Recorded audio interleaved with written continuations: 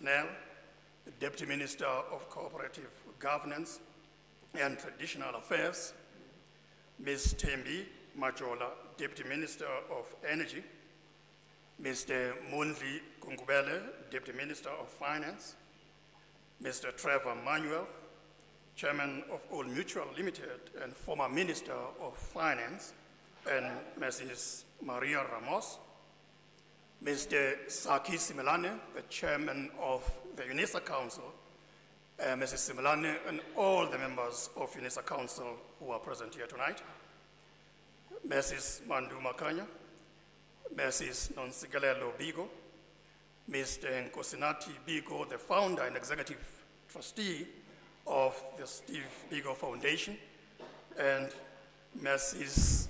Biko and other members of the Biko family present. Your Excellency, Ambassador Bene Mpoko, Ambassador of the Democratic Republic of Congo, and the Dean of the Diplomatic Corps to South Africa.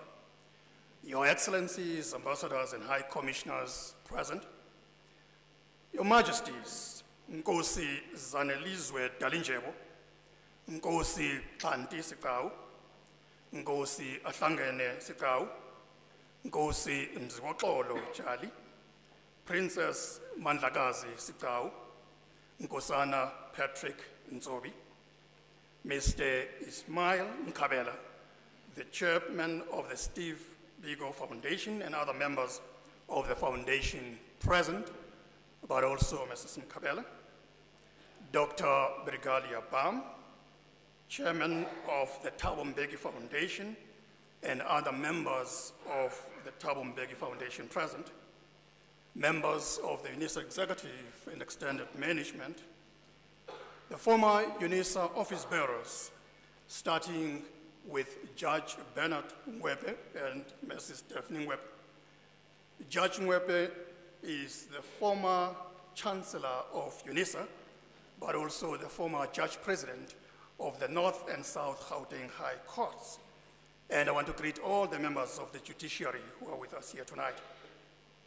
Professor Bani Nyamego Pichana, the former Principal and Vice Chancellor of Unisa, and Mrs. Dimza Pichana. Representatives from national, provincial, local government, as well as Chapter 9 institutions present. Representatives from various educational institutions, organizations, and foundations present. Members of the ecclesiastical community, representatives from various political parties in attendance, members of the business community, members of the university community, representatives from various student bodies present, leaders of our national SRC and all the SRCs from our sister universities, leaders of organized labor at Unisa and our country, representatives from various media houses present, distinguished members of the audience, colleagues, ladies and gentlemen, good evening.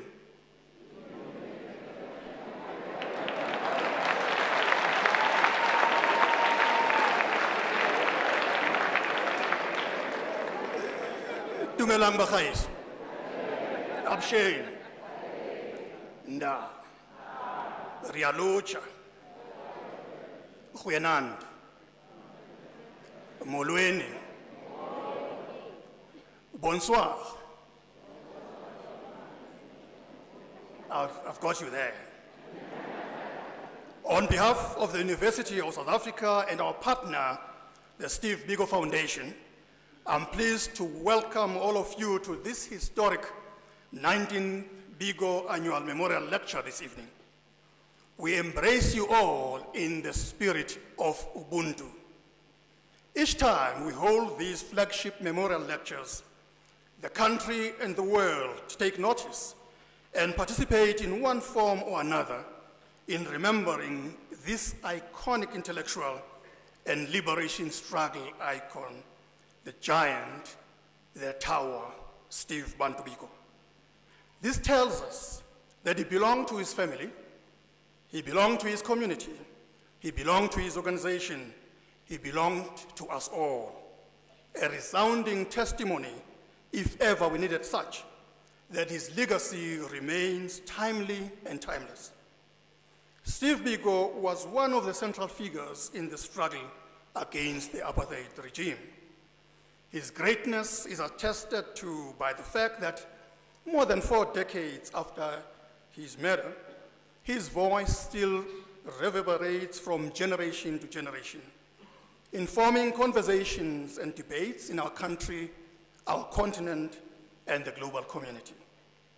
So you will find when I say that it is an honor for me to thank the Biko family, the Steve Biko Foundation, for the partnership that has seen this flagship memorial lecture growing from strength to strength. Unisa is pleased to play our part in its growth and the promotion of Biko's Black consciousness ideology and ethos to all corners of our society through community outreach and engagement programs. To the Biko family and the Biko Foundation, the generosity of your spirit and deep commitment to this partnership is always appreciated and respected. In saying this, ladies and gentlemen, it will be remiss of me not to say that we gather tonight to remember Steve Biko, 41 years since his brutal murder by the apartheid regime.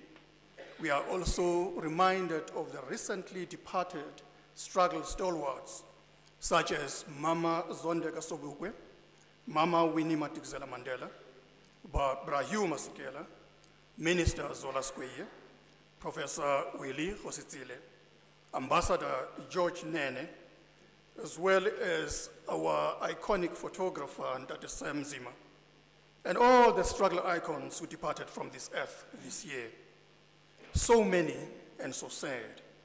It is also 40 years since the death of Ndate Robert Mangaliso Sobukwe, and 10 years since the death of Mama Miriam Makeba. Each one of these names and great personalities should remind us forcefully that freedom did not come cheaply. So many leaders suffered and were tortured, many of them paying the ultimate price, thus robbing their families of their fathers, their mothers, their uncles, their aunts, their sons, their daughters. As we gather here, we are also reminded of the centenary marking remarkable lives of Mama Albertina Sisulu and the late President Nelson Rolihlahla Mandela, who will have celebrated their 100th year birthdays this year. Quite fittingly, this also coincides with Unisa's celebration of its move from the city of Cape Town to Tshwane in 1918. All of the great names and lives that I've just mentioned, and so many, many others that we are honoring, they are honored markers of the milestones of our epic journey and our unceasing quest for social justice. As we gather here tonight, we are mindful of the immense socio-economic challenges that we are facing today and the volatile global context in which we all live. We find ourselves at the crossroads as the country, mindful of the decisions that we take either individually or collectively will determine the trajectory of our country and the signal to the world whether or not we are willing and able to give true meaning to the world and the promises that are associated with our liberation and democracy.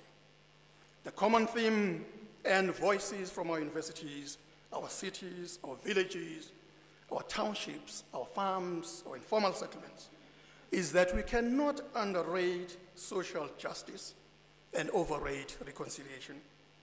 That, in fact, the two go together. Ariel Dorfman delivered the Nelson Mandela Lecture in 2010 and captured the essence of our quest for social justice when he said, and I quote, "We cannot undo the damage of the past, but we must strive instead to undo the damage to the future. We must prove in our actions tomorrow that we learned from the terrors and the sins of yesteryear. As we continue on our task of nation building, we should be reminded of the timeless relevance of Steve Biko's Black consciousness ideology, which recognized the redemptive, humanizing, and empowering value of human consciousness as the most potent tool in galvanizing society towards nation building by pricking our sense of agency as authors of our destiny and captains of our journey to that destiny. Your Excellency, President Ramaphosa, you are the helm of our republic, and we are all working with you as you chaperone all of us along the path that we shall be taking to confront and overcome these challenges. It is therefore more appropriate, especially this evening, simply because of your own role and being part of the Black consciousness, which was part and parcel of your own political heritage in the early years of your political activism, that you are going to be speaking to us here tonight. Having said that, I also just want to make a confession that with my eyes that are moving around, I've actually picked up Mrs. Zanele Mbeki, the former First Lady of our Republic, and I'm greeting her formally.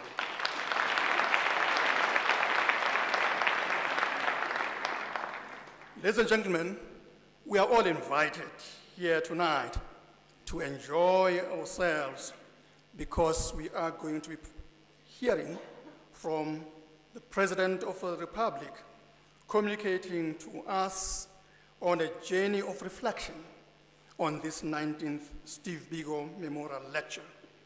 I can guarantee you that this is going to be the festival of ideas and engagements to flourish. And we are hoping that they will not only flourish in the ZK Matthews Great Hall, not only with those that we are connected to who are receiving this lecture directly, but also to those that may not necessarily be having access in a direct sense of the word, that we have a responsibility of ensuring that this message reaches every human being from wherever they are, because this is the only way in which we can build the future that we all want. With these few words, I just want to say, you are most welcome. If you are welcome to this university, take it as your university. It is, by the way, the University of South Africa. My students always say, Vice Chancellor, remember, it's the University of the land. So with those few words, you are most welcome. Thank you so much.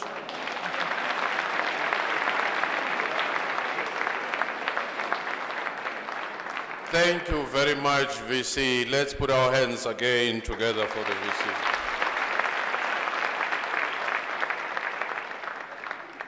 As we were marking the 145 years, I wondered, sitting, what would happen if those who were there when it was still University of Good Hope were to wake up and they ask for direction, then they say, OR Tambo building for admin. When they turn for music, they say Miriam Makeba. They come to this hall, they say ZK Matthews. They go to the other building, they say Robert Sobukwe building. Then they go to the other one, Steve Biko building. Such is diversity at Unisa. We live it, we embrace it. Such is diversity. Enoch Sontonga somewhere. Now, I'm going to call upon a person who is a torchbearer, who has kept the flame of the Biko legacy and foundation in particular burning, with his quiet and yet determined energy. And our partnership, as the VC was saying, with the Steve Biko Foundation is one of the best. Let's put our hands together for that.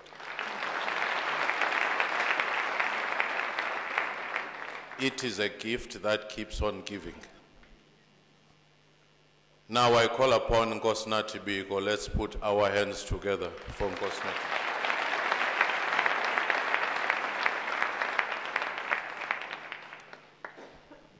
Thank you, Program Director. Comrade President, I do not think that I can do a better job with the pleasantries than the Deputy Vice Chancellor. And so allow me to simply say in comradely language, seconded, Vice Chancellor. I am, however, a product of two constituencies. And one of them is a constituency called Towers. And so I'd like to recognize the political leadership present here, particularly those organizations that have embraced Steve Biko consistently for many, many years. I have also met with the leadership of the Fees Must Fall, who asked me, Mr. President, to whisper to you, which I hereby do, that in your in-tray is a very important piece of correspondence regarding the matter of their comrades who are in jail. They said to say that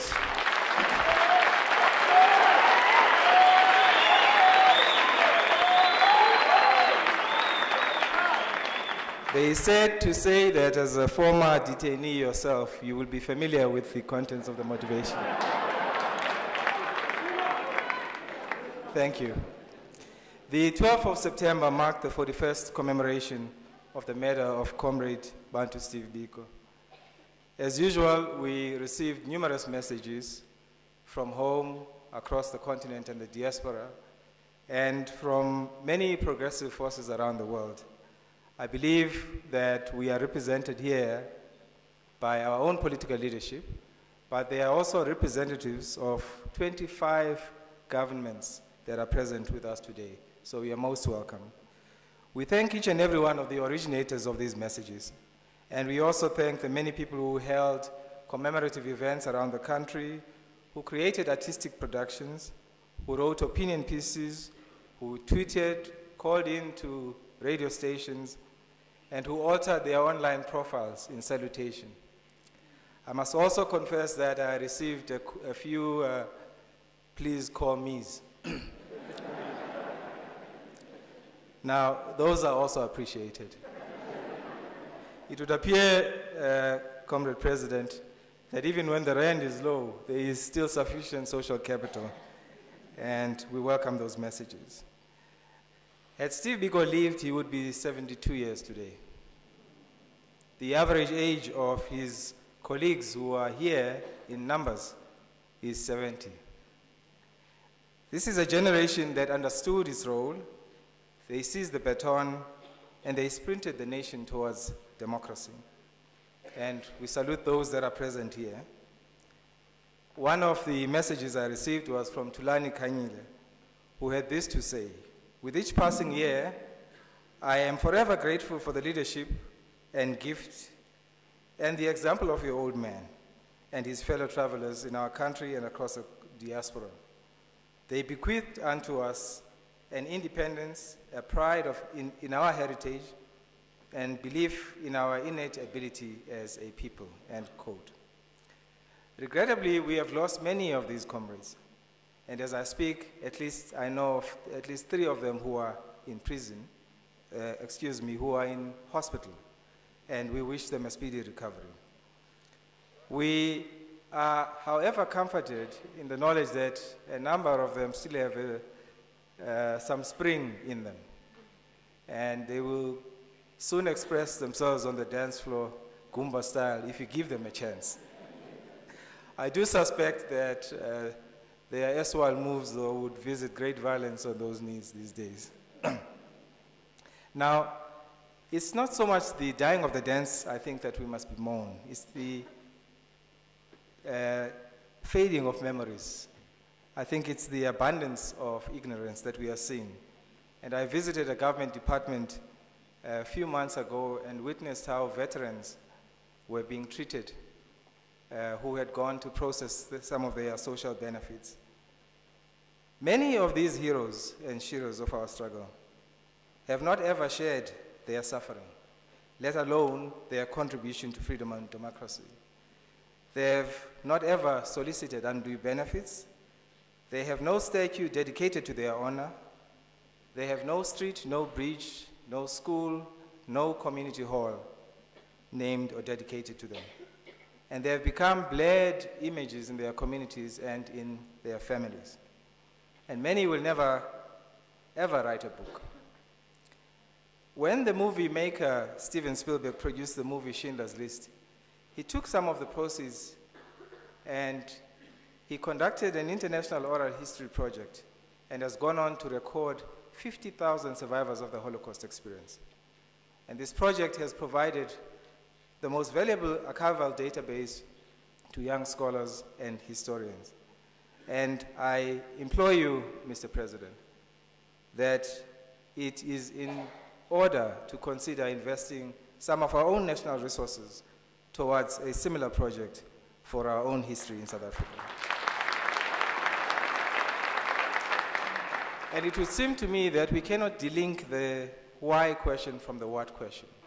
The question, what, which speaks to the things that must be done, seems to have challenges because we haven't dealt with the why, the question of the moral obligation to do the things that we need to do.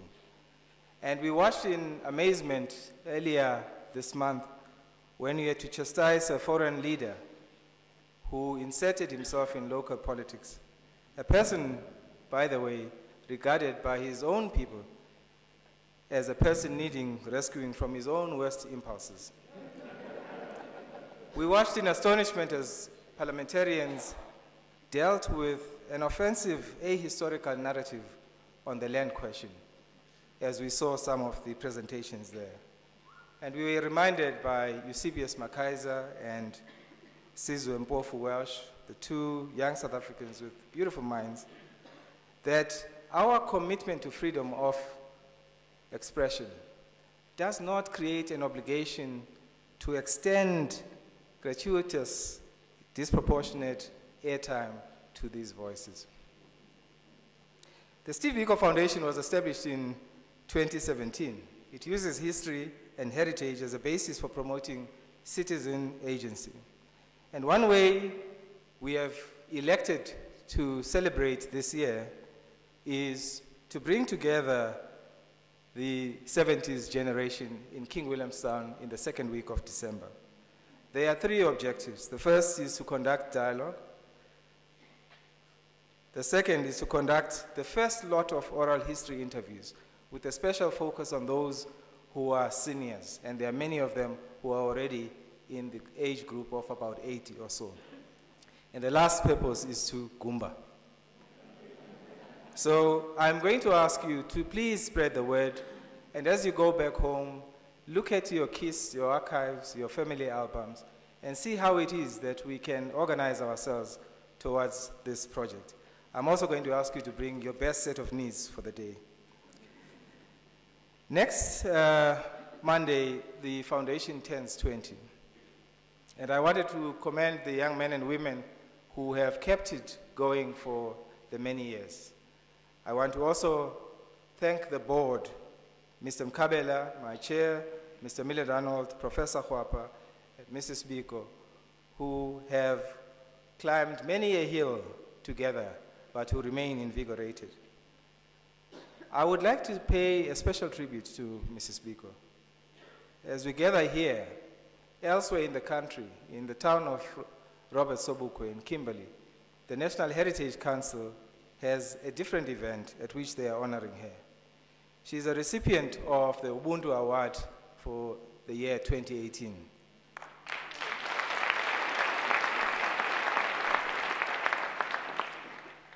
I will not bother you with a citation. But it's important, people, just to remark that if my mother is getting an Ubuntu Award, then it is well-deserved.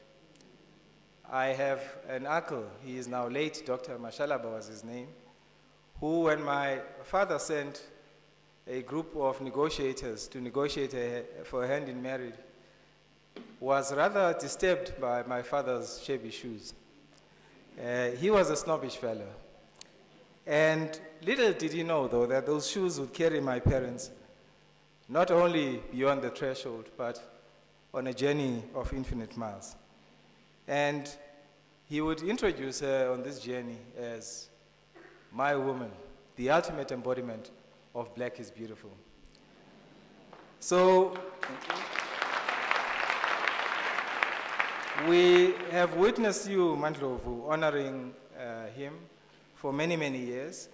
We continue to witness the work that you do and your embrace and support that you give to young people, which is indeed the reason that you are being celebrated in Kimberley. A few weeks ago, you were in Graaff-Reinet to also honor Mrs. Sobukwe. And Mrs. Sobukwe herself was a worthy recipient of the Order of Lutuli in silver, in recognition of her role in the fight against apartheid and the steadfast support of political prisoners. We must thank the Black House Collective, a group of young people from Soweto, who submitted a just-in-time motivation to allow us to celebrate Mrs. Sobukwe during her lifetime.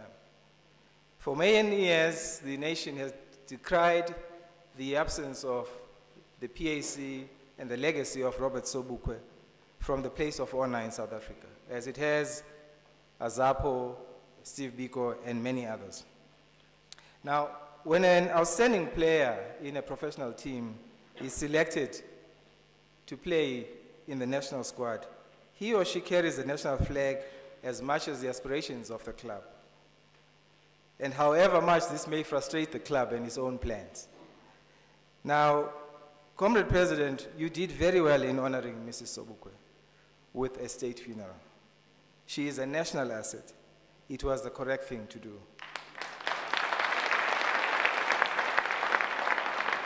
I suspect, though, that there are some lessons to be learned towards finding the sweet balance between country and club, between nation and party. And perhaps Mrs. Sobukwe's last gift to us is this challenge of finding our way around this question, reflecting on the place of honor, the time for honor, and the ways of honor. Comrade President, you yourself were recently selected into the national team as captain of Team South Africa. We are reminded by Litepe Maisela that your selection by your club on the 18th of December, which coincides with Steve Biko's birthday, was a birthday gift. And you will be familiar with the sense of anticipation that precedes the unwrapping of a birthday gift. Those of us who grew up in the days of Lucky Package know this. It stands to bring you great joy, Mr. President. But there's always the hope, always the faint possibility that it might disappoint. In the build-up to your selection, your club ran a gruesome internal selection process. And for the first time within the ruling party, the two primary contenders were both Baptists of the waters of Black consciousness. You have been assigned to lead, and we have asked you to share with us your perspective of what, if anything, from these historic roots provides us with answers to the challenges in your in-tray. Lastly, around 1974, the conversation on the economic thrust of the Black consciousness movement began to coagulate around the concept of communalism. At the center of communalism is the impulse of a shared prosperity built out of individual productivity. If a member of a community is less productive, those of greater means extend such means in order to lift them to a better place and for the greater good. A prosperous neighbor would lend a needy neighbor a cow in order for the family to sustain itself, which cow would be recalled at the discretion of the owner. Because the concept of well-being relates to self as it does to other, this allows for a community to answer to the inquiry of their well-being. In the plural narrative, siyaphila, we are all well. This arrangement gives rise to the expression, inkomo enqoma, insengebhekwa.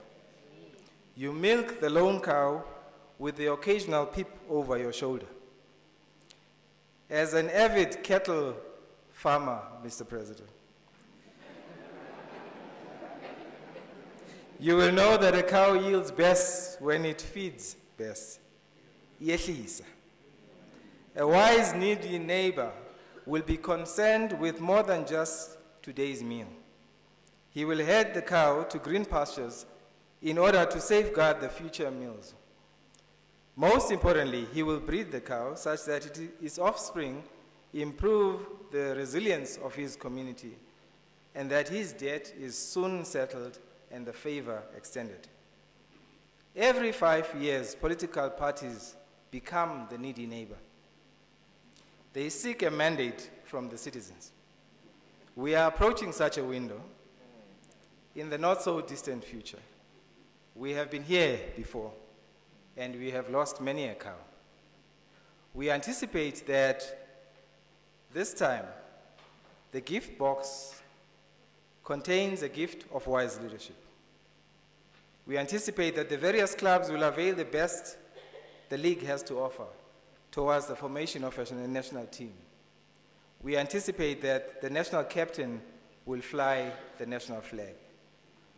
We anticipate that the benevolent community members, the voters, will come to evaluate the well-being of the lone cow and exercise their discretion wisely. We anticipate that the neighbor will have learned much from milking the cow dry. He will have seen the wisdom of letting it multiply. We owe this well-being to Mandela, Sobukwe, and Biko. But most importantly, we owe this to the unknown soldier whose only dividend is the dignity of our people. Thank you.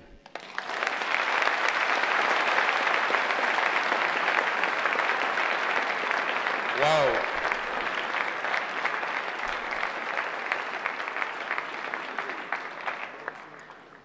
I'm sure others would say that's deep. The metaphors, the idioms, the proverbs. Kosnati is a leader in his own right.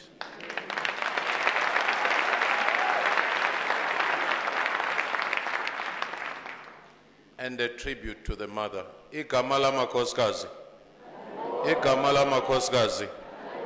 Siyabulela Mandlovu. As now we move towards Uvutondaba, the apex, some of you might have noticed me moving from that side to that side. They said I was on the way of cameras.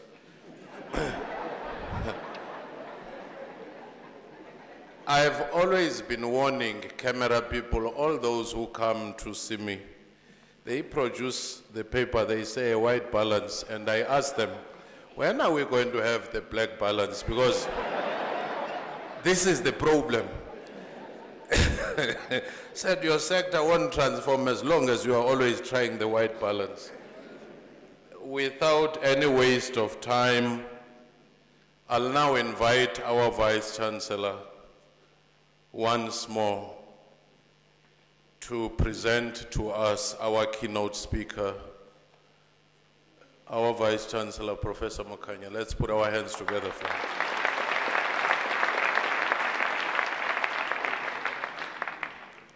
No, thank you so much, Program Director. I'm expected to introduce our President, and I've been saying to him, do you introduce the President in this country? Or do you simply say, this is the President who is the product of this country, the product of ordinary men and women that you find everywhere in the corners of this country, that he is a product of our own schooling system that we have all gone through, So which means that he is one of us and like us.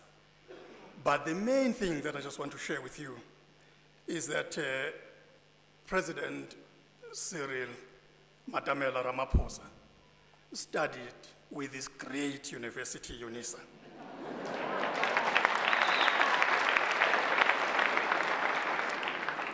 So that anything that we can forget, we must remember that he obtained his BProc degree at the University of South Africa, hence his role of becoming a lawyer and how he transitioned from that position of being a lawyer into the trade union movement, which he led so outstandingly. And thereafter, his role in our liberation movements, as we've heard, but also in the current African National Congress and the manner in which he has conducted himself over the years, which continues to be a pride of this country. This is what we always aspire to, that we want leaders who lead so that those of us can follow and accompany him in that journey that takes us to that promised land. Mr. President, it is now my honor to invite you to come and share with us what we have in store for us. And we are looking at that with so much excitement. Thank you so much, President.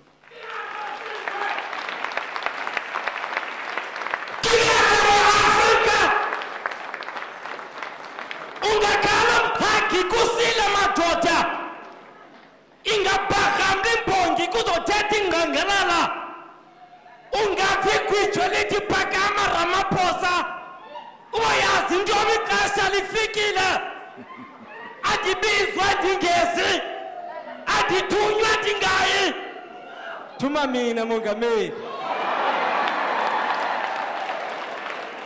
inkosi masithanda isixaka sivumile bantu bakuthi.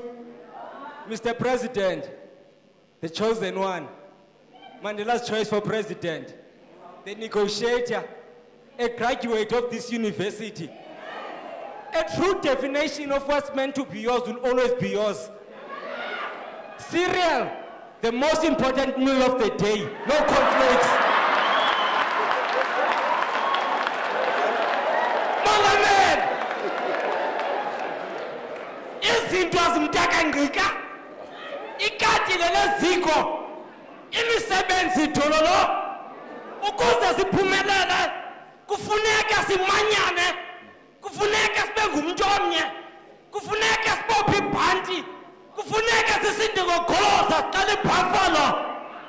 Zenikhumbule sizwe, ikawutyiwilile mdantsane, masifundele ulwazi kuBantu Steve Biko, masibe sisizwe sikolayo, mabaxolele abafundi befees masole isizwe.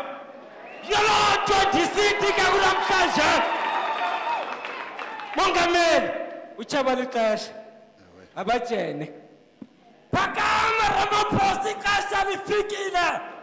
Phakama Ramaphosa ixesha lifikile. Long live the spirit of black consciousness, long live. Long live. Hayi bani waseGauteng niyasithanda indaba. Yo!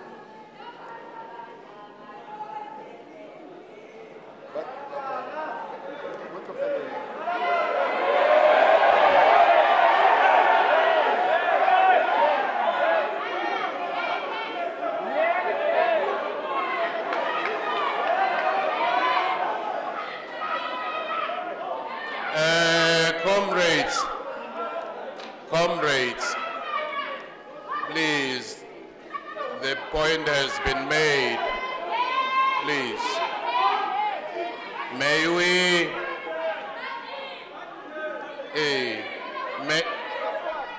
now that the point has been made, can we please commence with the lecture? Thank you, comrades.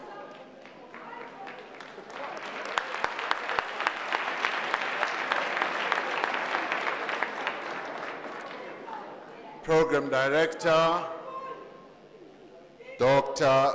Somadota Figeni, members of the Biko family, Vice Chancellor and Principal of the University of South Africa, Professor Mandla Makhanya, trustees of the Steve Biko Foundation, ministers and deputy ministers, members of the judiciary, Mrs. Zanele Mbeki, Professor Bani Pichana, the former Vice Chancellor of this institution, student leaders, labor leaders, Your Majesties, Your Excellencies, ambassadors and high commissioners, and leaders of various political parties that are represented here. And ladies and gentlemen, I am greatly indebted to the Biko family, the Steve Biko Foundation, and the University of South Africa for allowing me the honor to deliver the 19th Annual Biko Memorial Lecture. I have a few confessions to make before or as I speak. Steve Biko, as president of the South African Student Organization, was my leader as I was the chair of the Teflo branch of SASO. So it is an honor to deliver this lecture in his memory today.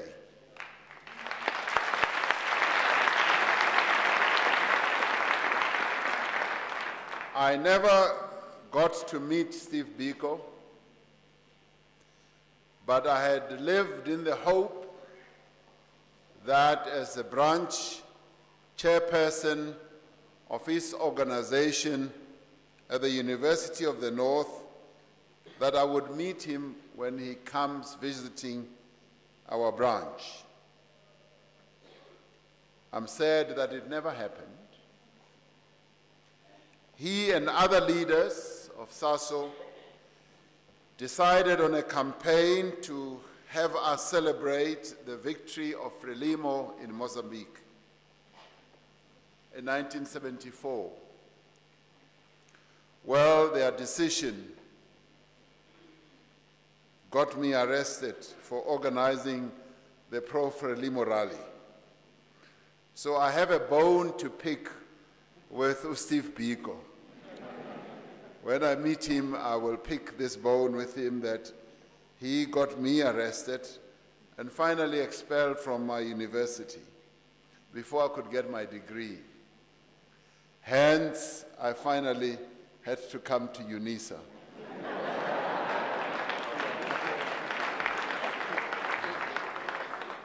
But the other important thing is that it is a real honor to deliver this lecture at Unisa, my alma mater. It is good to have this lecture also during the year when we celebrate the centenary of Nelson Mandela and Umama Albertina Sisulu. Madiba had huge respect for Steve Biko, and in our discussions, he often spoke very fondly of Steve Biko and mourned his untimely departure from our land. Earlier this week, we commemorated the 41st anniversary of the death and detention of Steve Biko. In its fear and desperation, in its brutality and callous disregard for life, the apartheid state inflicted a devastating loss on the Biko family and on our nation. The murder of Steve Biko reverberated across the world, reinforcing the characterization of apartheid as a crime against humanity.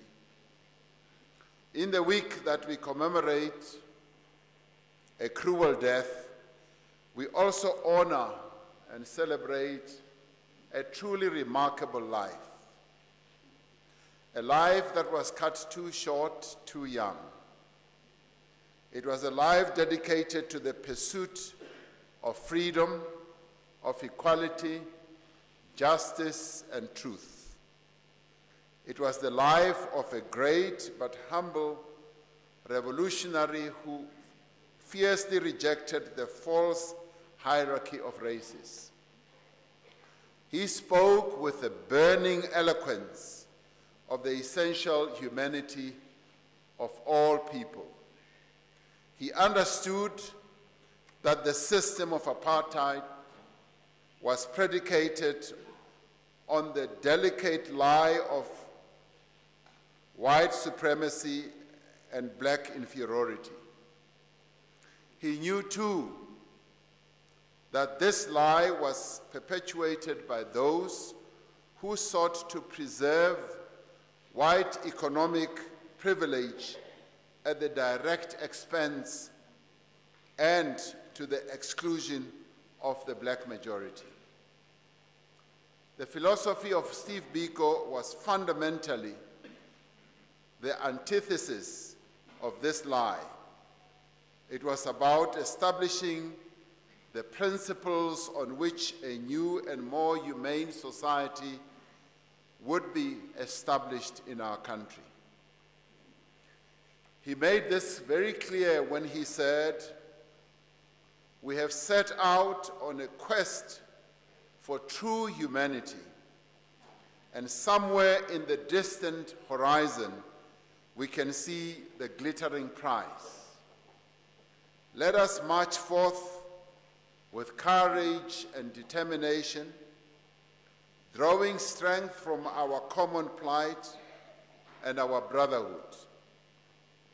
In time," he continued, "we shall be in a position to bestow upon South Africa the greatest possible gift, a more humane face." Close quotes.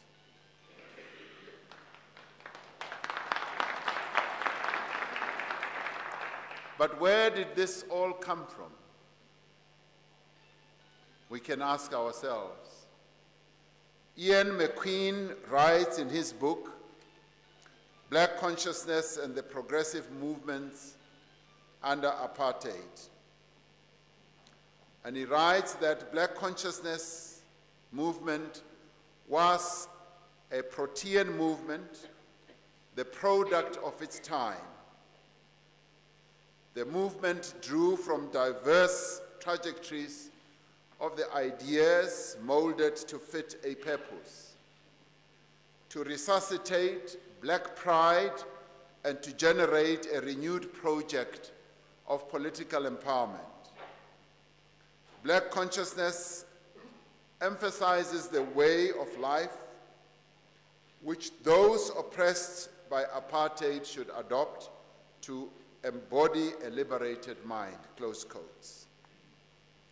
What Steve Biko sought to articulate was really the lived experience of Black people and to restore the true humanity of all people, Black and white, and to build a society in which there would be no majority nor minority. There would just be people, free, fulfilled, and at peace. It is that quest for a true humanity that must lie at the core of our every endeavor. For decades, this quest has been a constant companion to the struggles of our people for freedom, dignity, and respect.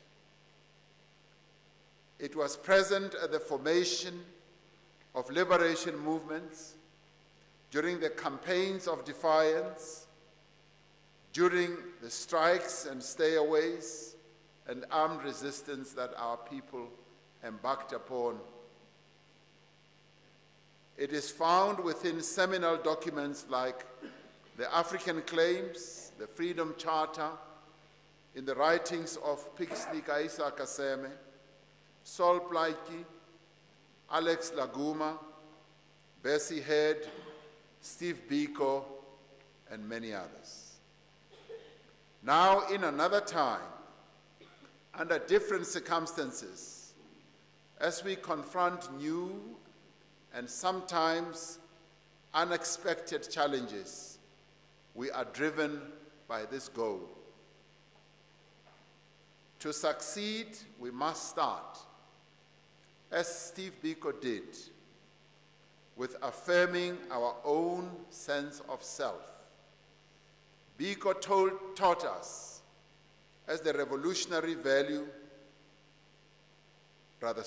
Biko taught us the revolutionary value of the confidence of black people in their own humanity and identity.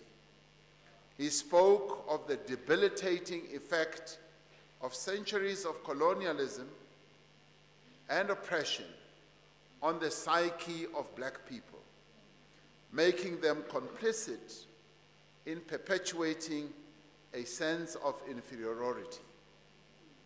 His answer, black consciousness, was for the black person to see themselves as being complete in themselves. It was a philosophy that embraced the confidence as well as the optimism of the African-American poet and social activist Langston Hughes, who wrote, I quote, "I too sing America. I am the darker brother.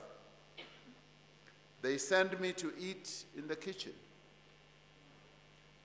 when company comes, but I laugh and I eat well and I grow strong.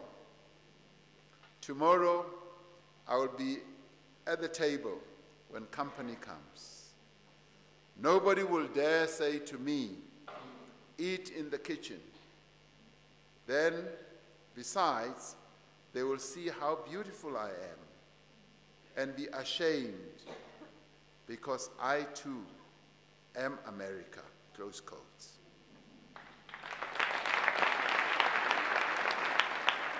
Now, Langston Hughes, Steve Biko, or like Langston Hughes, Steve Biko sought to lead his people to claim their rightful place at the table of humanity. Not under the table, not next to the table, not by the table, but at the table of humanity. That's what Steve Biko wanted us to have. While some regard black consciousness as a historical artifact, the ideas that Steve pronounced are timeless and universal. They are no less powerful and no less relevant today, precisely also in our own country. Even as we have defeated apartheid, even as we have built a democratic state, the psychological and physical vestiges of institutionalized racism still persist to this day. Even today, we observe in ways both subtle and crude the residue of some amongst our white compatriots who have a sense of entitlement and a dose of arrogance. But in some circles, we also observe black submission. Thanks to the advent of social media, the prejudice that lurks below the surface is, from time to time, given virulent expression. It is a measure of the progress we have made and the impact of leaders like Steve Biko, Oliver Tambo, and many others that society reacts with revulsion to racist outbursts that seem to occur in the country from time to time. While naked racism is an aberration, the material manifestation of racism, white wealth and black poverty is the norm. It is our responsibility, therefore, to both confront deeply embedded feelings of inferiority that manifest in submission and also deal with the superiority that is expressed in supremacy. This should then enable us to work to overcome the economic and social inequality that underpins them. This is not confined to race. Throughout history, there are few relationships more unequal than those between men and women. Women bear the brunt of centuries of discrimination and oppression. Discrimination and oppression that is imposed, in this case, not by a colonial power, but by the traditions, practices, and institutions of the society in which they were born. The struggle against patriarchy is therefore a struggle against the social norms, the attitudes and the thoughts that embolden men and enfeeble women. As black consciousness is a necessary part of the response to racism, so too is the self-affirmation of women necessary for the achievement of gender equality in our country as well.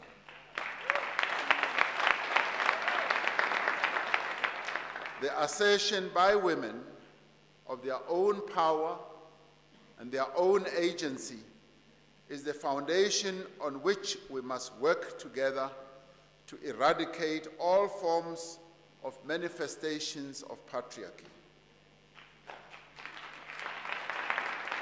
It is a necessary condition for the improvement of the economic status of women and the achievement of real equality in all areas of life.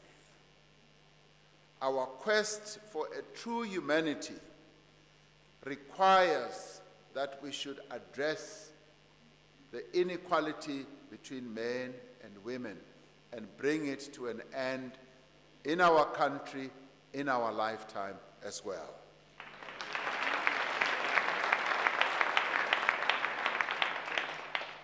Our continued quest also for a true humanity requires that we end poverty. No society can be free for as long as any member is denied the basic requirements of life, food, shelter, water, security, and work. When poverty is so widespread, when it is so deeply embedded in the structure of society, when it has existed for so long, as any of us can remember, then there is a real danger that we learn to live with it, we learn to accept it, and we find it acceptable and regard it as part and parcel of our existence. We should not and cannot accept that poverty is an inevitable feature of our human condition. We must refuse to do so. Because the face of poverty in South Africa is that of an African woman, our task is to address the racial and gender dimensions of this economic exclusion. This means, in the first instance, that we must educate the black child and the girl child. If we are to end the transmission of poverty and accept it being intergenerational, moving from one generation to the next generation, we must ensure that every child receives, from their earliest years until adulthood, comprehensive quality education.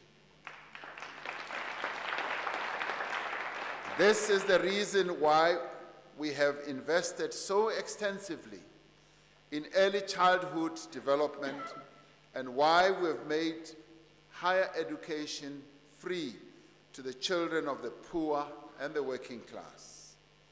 It is for this reason, too, that we continue to give attention to the physical state of our schools, the availability of resources, and the quality of learning, teaching, and leadership. But despite the progress that we have made over the last 2 decades, inequality in education remains one of the greatest obstacles to the achievement of a just and prosperous future and to the achievement of this basic humanity that Steve Biko so sought to struggle for.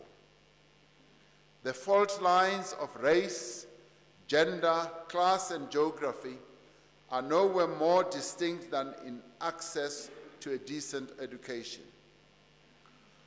Unless we correct this as a matter of priority, we will not reduce inequality and we will not end poverty in our country.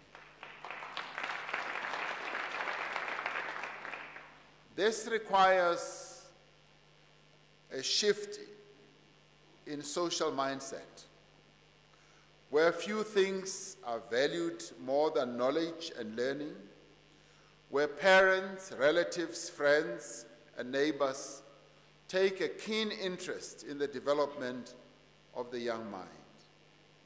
It requires teachers, principals, administrators, elected representatives, and political formations who place at the center of their efforts the promotion of educational excellence.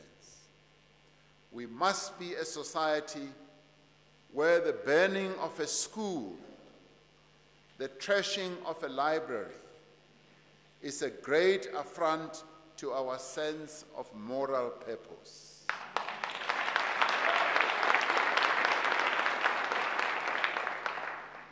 Our quest for true humanity must be rooted in a genuine sense of solidarity.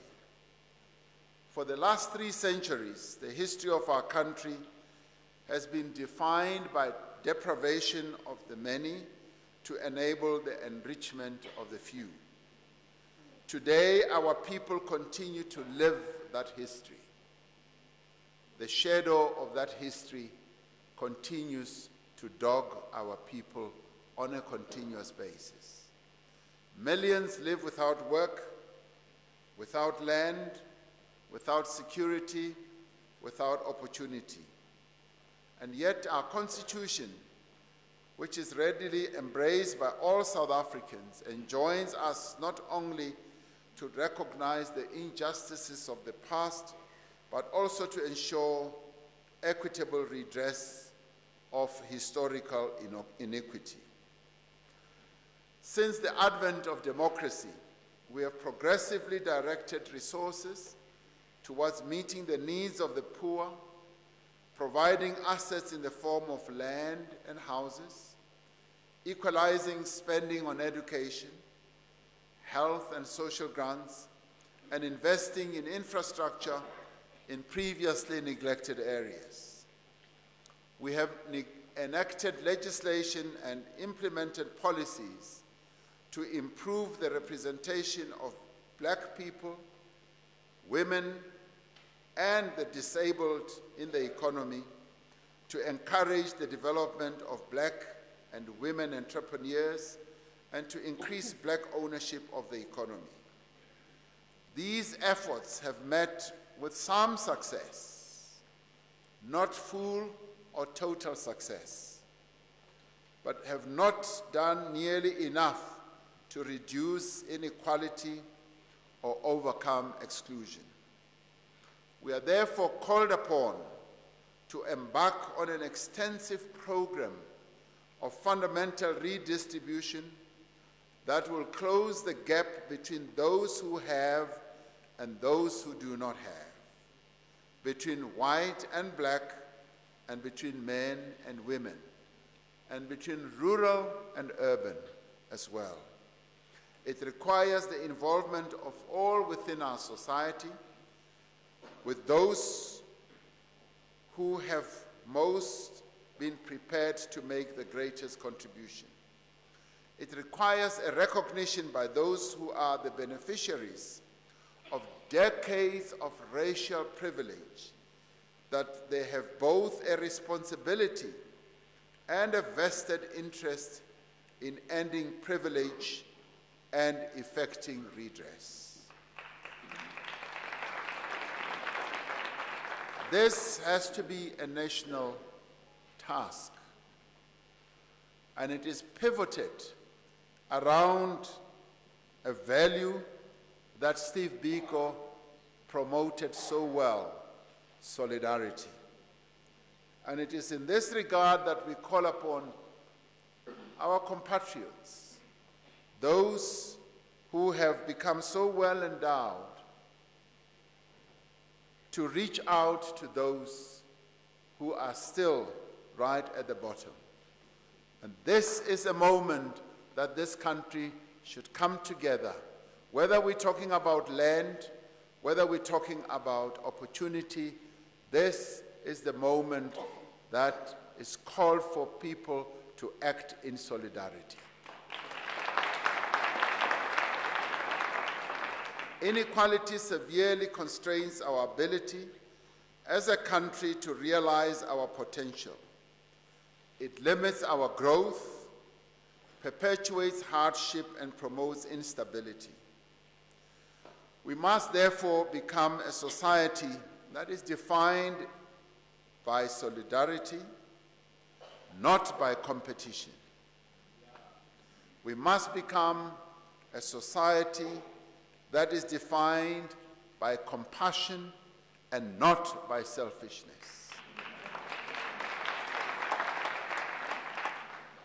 We must build a society that is defined by generosity. Those who have followed the history of the Black consciousness movement closely will remember that the Black consciousness movement was deeply rooted in encouraging those amongst black people who had become better off to demonstrate their compassion by getting involved in community work. Unlike its characterization as a movement of predominantly intellectuals, the Black consciousness activists had a strong ethos of community involvement, and students were encouraged to plow back their skills and their knowledge into their local communities.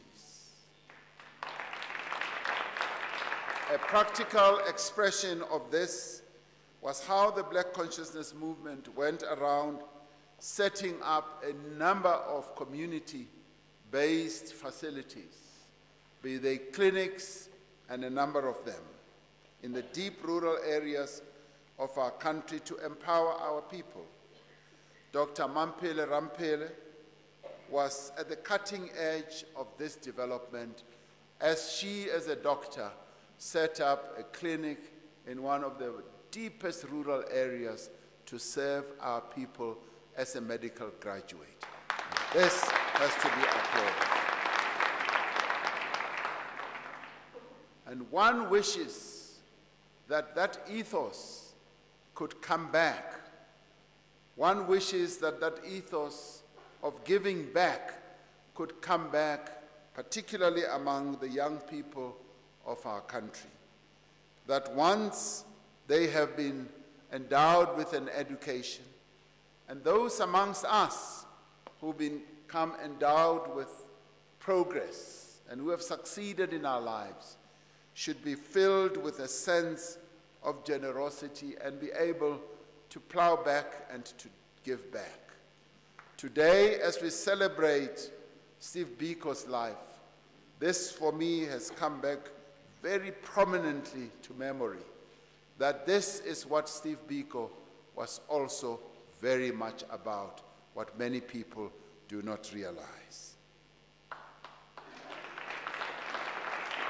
We must give effect to the expression from each according to their ability, to each according to their needs. Our quest for a true humanity requires that we have leaders of integrity and a society that values honesty and hard work. As we emerge from the corruption of apartheid, we are called upon to forge a new morality which places the interests of the people above the narrow interests of the individual, which places the interests of the people as a whole above the narrow and selfish interests of individual leaders. Now, in the 25th year of our democracy, we must acknowledge with shame and regret that we have failed to live up to the standards of the selfless leaders that came before us. We now know of powerful individuals who use positions of authority to plunder the resources of the people, threatening our economic sustainability and further impoverishing our people. We now know of business leaders, of people, whose reckless and fraudulent actions eroded the savings of many ordinary people as well.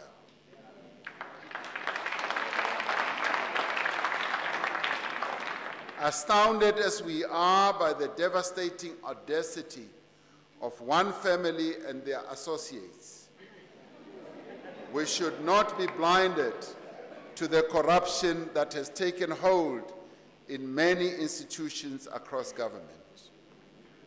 But this also applies across the corporate sector.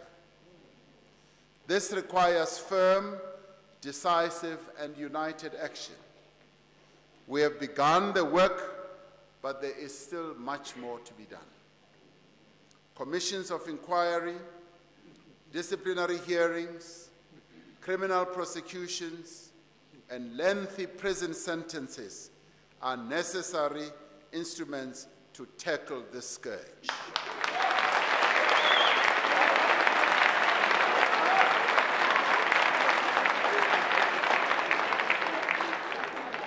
But ultimately, we will not succeed unless we forge a new morality.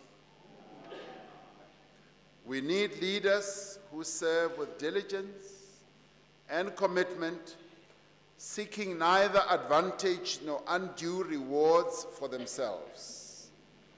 Every citizen needs to respect the rights and property of others, respect the law, and know that you will also be respected by the law. We must rise above the differences of color, faith, creed, and affiliation to pursue a common mission. The non-racial character of our nation must gain resurgence. We must see ourselves as a nation being consolidated. We must draw on the example of Steve Biko, who belonged to a special generation of young and fearless patriots who kept the flames of liberation burning. He and leaders like Professor Harry Nengwekulu, who's here, and Reverend Vani Pichana, bequeathed to us as a nation a cohort of leaders, as the original leaders of the Black consciousness movement. They bequeathed to us, to our nation, a cohort of leaders who were politicized in the South African Students' Organization and sharpened their revolutionary skills in struggle. The Black consciousness movement gave rise to an enduring consciousness amongst oppressed South Africans who found political homes in different organizations but shared a common commitment to end a crime against humanity that apartheid was. Bantu Steve Biko led people, not parties. His revolution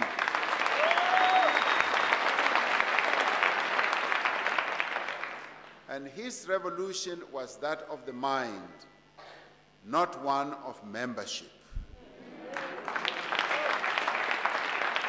The alumni of his movement, and I'm one of them, are spread right across many formations and are found in many parts of society and different geographies.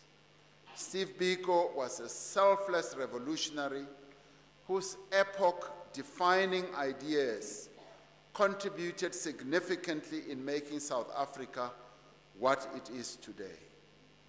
His thoughts continue to guide us in our quest for a true humanity. And it is this humanity that we must find. And it is this moral compass that we must find if we are indeed to accede to the level that Steve Biko wanted us to accede to.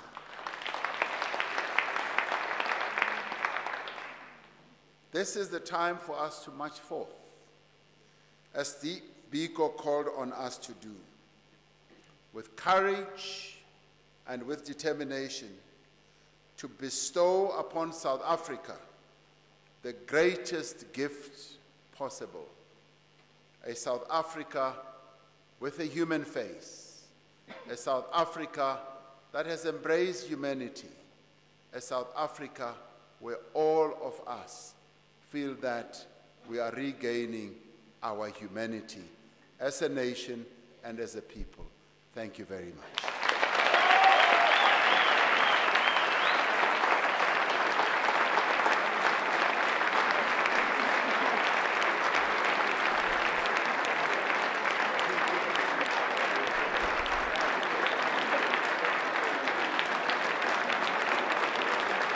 Thank you. Thank you. In essence, the message was saying, Buya Bantu Betu.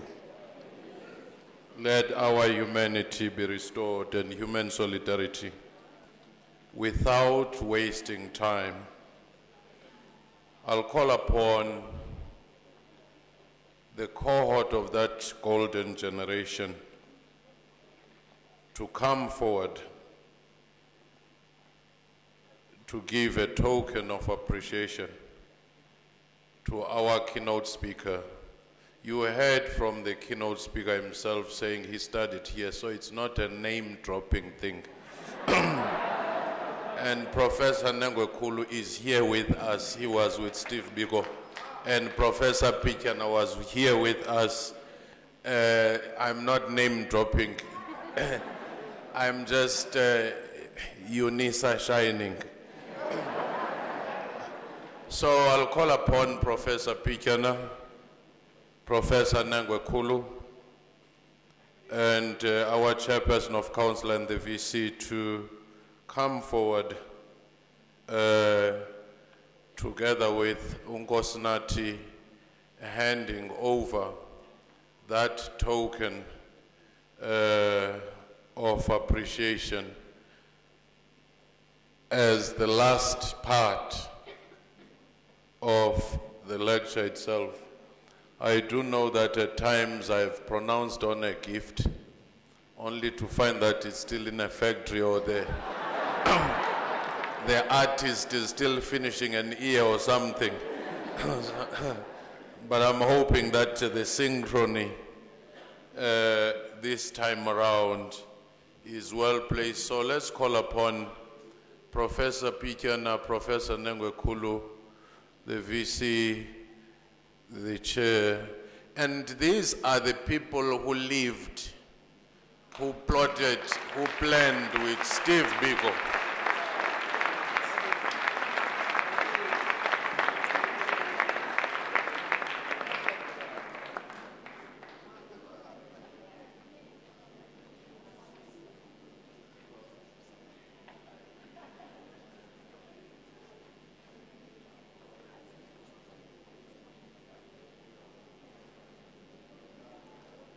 These are the contemporaries,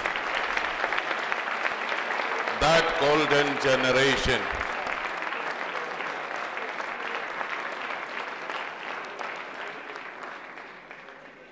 Thank you very much. I'm sure even that camera, which was still changing the mode, is now sorted given the time. Let's put our hands together.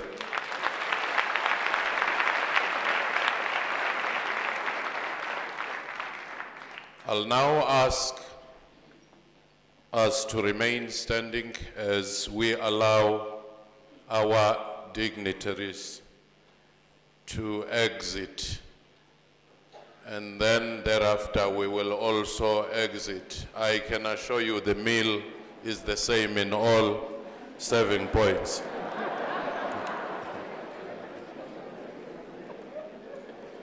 You've been a wonderful audience. Thank you very much. Yaleboha. Ndolibua.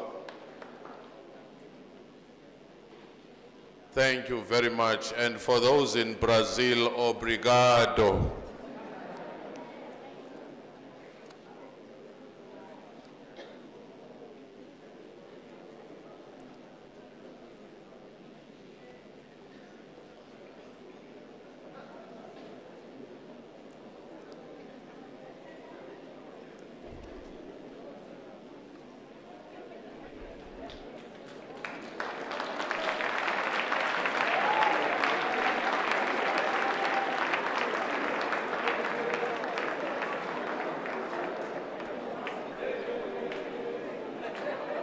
You will now be guided to the serving points outside, and thank you very much, comrades. Thank you very much, colleagues, our leaders.